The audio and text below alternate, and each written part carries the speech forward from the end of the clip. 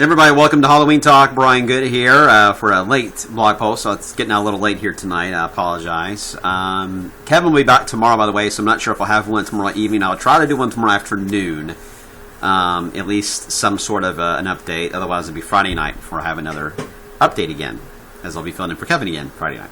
All right, we have a lot to cover, and I apologize. These videos get so long, but this one's going to be close to 10 minutes tonight based on just trying to cover the data I got. And that's just for the next 11 days. There's a lot to track. Tonight we're quiet. Our issue, the next 48 hours, is really just going to be this front that's pushing through the Great Lakes now. It's going to drag down and stop somewhere close to the Ohio River, if not southern Indiana, as we head into Thursday. It'll increase the clouds wherever it goes, but it's just too dry for anything more than just clouds. So Indiana, you guys may get some cloud cover at times tomorrow, but that's really about it. But what's important is this is going to become the train track, if you will, for the feed of moisture that is now developing here in Texas. It is going to follow right along wherever that front stops on Thursday. And that's important because that's going to affect our forecast for Saturday. So if the front stalls, it'll likely get tilted somewhat across Indiana. Then the first surge of rain Saturday will likely stay in Indiana first before it drops to the south and east. If the front Thursday has a tendency to sag a little more into, say, northern Kentucky or along the Ohio River, then the first stripe of rain or moisture that rides the train track on Saturday will aim right into Louisville early on Saturday, and that will impact the game. So there's a lot of debate on it because it's a narrow corridor of moisture that gets slugged at us. So it's the location of the boundary of the train track is very, very important, and the models are still wavering too much for us to really zero in on much confidence on that. Now you guys want to know about the game and tailgating and all that, and I get it. But we just need a little more time to try to nail down such a narrow corridor. I'll get it right. It's been a long day. Narrow corridor for it to fit through the area. Okay. Some nights just, you know what I mean. Anyway, all right, here's a look at that system, by the way. Producing a tornado warning into the panhandle there of Texas into New Mexico. Well, it's impressive low pressure. They've had a lot of severe weather in that area. Still watching the tropics. I still think this is going to be a factor for us for next week, are the typhoons. And yeah, OWAF's going to get involved here too, but be able to pump in a ridge and create a trough down the eastern half of the country for next week. If not, then because the timing of this is important. If these are slower than expected, that means the trough next week may not be as deep as expected, but it does mean eventually there will be a deep trough. Does that make sense? So eventually these will impact us. Question is it going to be next week or is it going to be delayed? And that's where the models are really just struggling today compared to yesterday. On top of that, we do have Patricia, tropical system near Central America. And what's interesting with Patricia is the moisture field from this tropical system is going to be fed and pulled right into the United States over the next 8 to 10 days.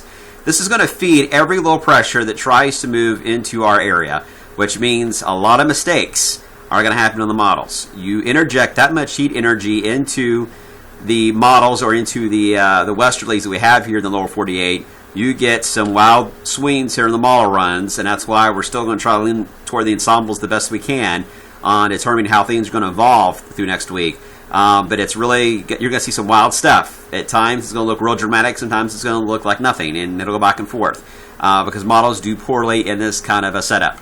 This is going to be a challenging forecast for next week. Can't stress that enough. You can actually see the moisture plume getting fed into the system here. I'll loop it a few times. You'll be able to see how Patricia there, again, located right into that portion there of Central America. You see how it gets pulled. Let me highlight it.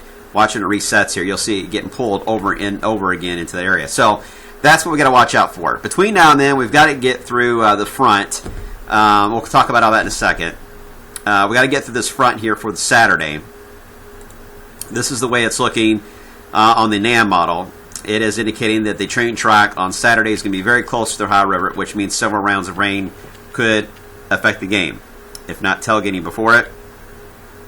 Likely very spotty, but there could be some rumbles of thunder and some heavy downpours in a few areas along this moisture train that moves through. And then we should see it focus a little more to the south later on Saturday into Saturday night. Eventually the train track, if you will, begins to drift south and east. In fact, the Euro shows it pulling more to the south, we get a break. And then, after our brief break, we get to deal with the big guy here that's coming at us next Wednesday. All right, so, does that all make sense? I hope it did. Because I try to cover the hurricane stuff. I wanted to mention all that, but this part is mainly just about the train track stuff for Saturday, the rain in the front, and then we get a break Sunday night, Monday, most of Tuesday, and then next Wednesday, we deal with another system that's moving in. This is the one we were tracking yesterday. We were discussing more of the colder side of the system, but we need to talk about the warmer side because that part is looking more impressive today now that we have Patricia on the map. In fact, here's a GFS showing a good fetch of moisture from the tropics being fed right into this, strong area of low pressure over International Falls. And this could be thunderstorms and gusty winds and some heavy downpours potentially moving right through the Ohio Valley. In fact, the winds aloft, quite impressive, moving in from the southeast. Now, it's aiming more toward eastern Kentucky for the strongest core of the winds, but timing is everything. I know a lot of you want to know, is this going to be severe weather or not? I don't know that answer yet. I can tell you that it does look like a good fetch of moisture involved in the front end of the system, and the winds look strong. What we can't tell is the speed of the system to determine the instability. The lifted index is showing up at -3, which on the scale of 0, once you go 0 and lower, that's when you get into lightning. And the more you get into the negatives, the more intense the atmosphere can be when it comes to thunderstorm action. And there's quite a bit of moisture, and there's certainly some lightning involved. So we're talking about thunderstorms here for Wednesday. If it arrives here early enough, we may heat up well into the 70s potentially, and we could see severe weather. I wouldn't rule that out. If it's a little bit toward midday and early afternoon when it arrives, then our instability would be cut and reduced. So it is worth watching. It's a system of interest, but to really say severe weather or not this far out, a week out, I can't. Nobody really can. All I can tell you is what some of the signals are, and that's what makes us think, okay, we need to watch it. All right, here is the Euro model. It does show a similar setup with some thunderstorms wrapping around closer to the low itself.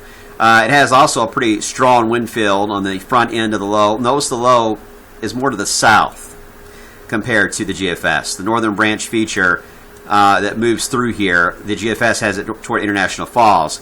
The Euro is still trying to dig it closer to Chicagoland. That's important because as it moves by, it's got a cold core from the upper low. See that little circle of blue there?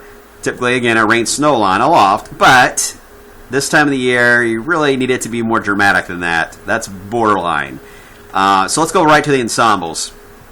And you can see that the operational models, by the way, for the GFS and the Euro, GFS has a lot of the cold air because it is, again, more northern track with the system in that cold air. It takes all that cold air. It looks like it'll come right at us, but it doesn't. It moves it due east. So GFS is not as dramatic with the cold snap after this Wednesday thunderstorm activity.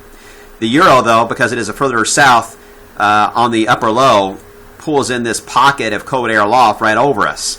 And the ensembles, not as cold on the Euro as yesterday. I should mention that.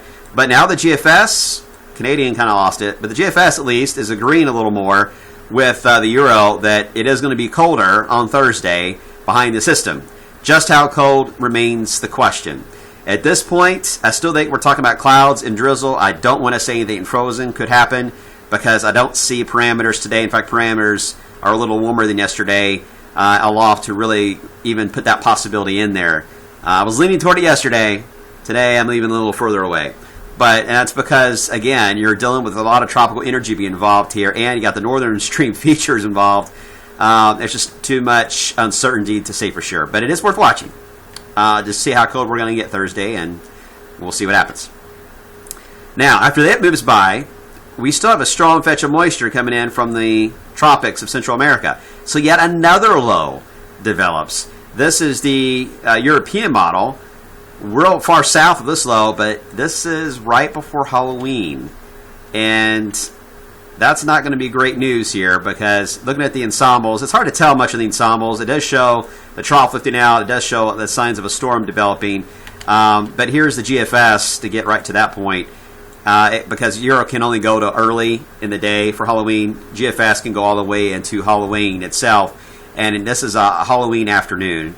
And look, it looks awful similar, a little weaker with a low compared to the one that's coming next Wednesday.